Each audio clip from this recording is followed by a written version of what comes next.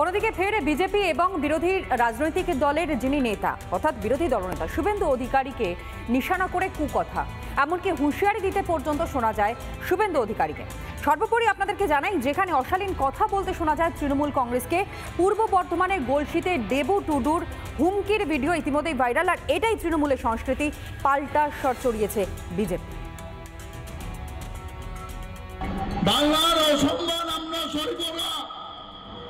আজকে তাই এখন বিজেপির নেতারা ওই গুজরাটে অত্যাচার করছে বাঙালিদের ওপর, হরিয়ানায় গুরগাঁওয়ে অত্যাচার করছে বাঙালিদের ওপর, বিহারে উত্তরপ্রদেশে অত্যাচার হচ্ছে বাঙালিদের ওপর। এখন আমরা কোথায় পাবো? যারা অত্যাচার করছে পাবো না তো, কিন্তু আপনার পাড়াই তো আছে জয় শ্রীরামের বাচ্চা। আমরা যাব না মোদীকে ধরতে। আমাদের পাড়ায় আমাদের বাংলায় কে আছে একজন মোদীর বাচ্চা, ওই শুভেন্দু অধিকারীকে ধরতে হবে। যে বাঙালির অসম্মান, বাঙালির অপমান আমরা সইব না। তৃণমূল কংগ্রেসের প্রভাবশালী নেতা দেবু টুডু যে ভাষায় রাজ্যের বিরোধী দলনেতা শুভেন্দু অধিকারীকে আক্রমণ করেছেন, তার তীব্র নিন্দা জানাচ্ছি আমরা ভারতীয় জনতা পার্টির পক্ষ থেকে। ওনাকে মনে করাতে চাই, বাংলার অপমান শুভেন্দু অধিকারী মহাশয় করছেন না, বাংলার অপমান তৃণমূল কংগ্রেস করছে। বাঙালিদেরকে অন্য কোনো বিজেপি শাসিত রাজ্য থেকে তাড়িয়ে দেওয়া হচ্ছে না। বেশি শুভেন্দু অধিকারীর পিছনে লাগবেন না। 1956 সংখ্যাটা হয়তো ভুলে গেছেন, আপনাদের মমতা ব্যানার্জি জানেন, ওনাকে জিজ্ঞাসা করবেন। তাই উনি হয়তো শুভেন্দুদাকে আক্রমণ করার সাহস পাচ্ছে না, আপনাদের মতো চুনোপুটিকে পাঠিয়ে দিয়েছে আক্রমণ করতে। তবে যে ভাষায়, যে ভঙ্গিতে শুভেন্দু অধিকারী মহাশয়কে আক্রমণ করছেন, এটাই তৃণমূলের সংস্কৃতি। আর এই মুহূর্তে দাঁড়িয়ে আরও একটা খবর আপনাদের সামনে তুলে ধরি। পুরো বোর্ডের মেয়াদে শেষ হয়ে গিয়েছে 3টে বছর। ধূপগুড়ি পুরসভার কথা বলছে, যে কারণে এবার পুরো প্রশাসক মণ্ডলীর দ্বারা যে কাজ চলছিল সেই কাজ আর স্থানীয় বাসিন্দারা তারা চাইছেন না। তারা স্পষ্টত চাইছেন পুরসভা নির্বাচন যাতে হয় এবং ইলেক্টেড মেম্বার তিনি যাতে পুরসভার ওই আসনটিতে বসেন। ইতিমধ্যে পোস্টারও পড়তে শুরু করে দিয়েছে, রাজনৈতিক তরজা শুরু হয়ে গিয়েছে।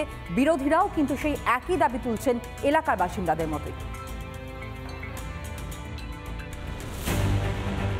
কোনোটায় লেখা, তোরা যে যা বলিস ভাই, আমাদের ধূপগুড়ি পৌর নির্বাচন চাই।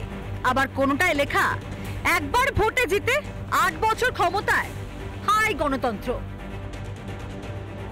এভাবে পুর নির্বাচনের দাবিতে শহর জুড়ে পোস্টার পড়ল ধূপগুড়িতে, সৌজন্যে মহকুমার নাগরিক মঞ্চ। যারাই গদিতে বসুক, আমাদের তাতে কোনো আপত্তি নেই, কিন্তু নির্বাচনটা কেন হবে না? কিসের ভয়? কোথায় আটকে আছে? একটা গণতান্ত্রিক অধিকার মানুষের, সেই গণতান্ত্রিক অধিকার খর্ব করা হচ্ছে। ধূপগুড়ি পুরসভার মেয়াদ উত্তীর্ণ হয়েছে অনেকদিন।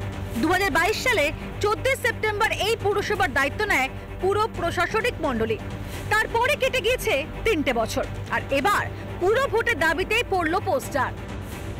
আজকে 3 বছর অতিক্রান্ত হয়ে গেল এই পৌরসভার মেয়র, আজকে তৃণমূল পরিচালিত পৌর বোর্ড, কিন্তু তার ভোট এখনো করাচ্ছে না। আজকে নাগরিকদের পরিষেবা বঞ্চিত হচ্ছে।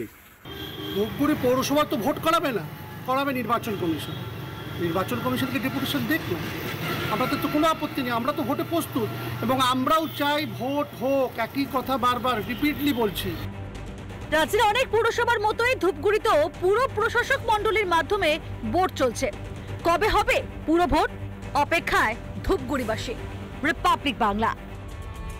নানা ধরনের কন্টেন্ট দেখার জন্য লাইক করুন, শেয়ার করুন আমাদের ফেসবুক পেজ, সাবস্ক্রাইব করুন আমাদের ইউটিউব চ্যানেল। পাশাপাশি অন্যান্য ব্রেকিং নিউজের জন্য অবশ্যই চোখ রাখুন রিপাবলিক বাংলায়।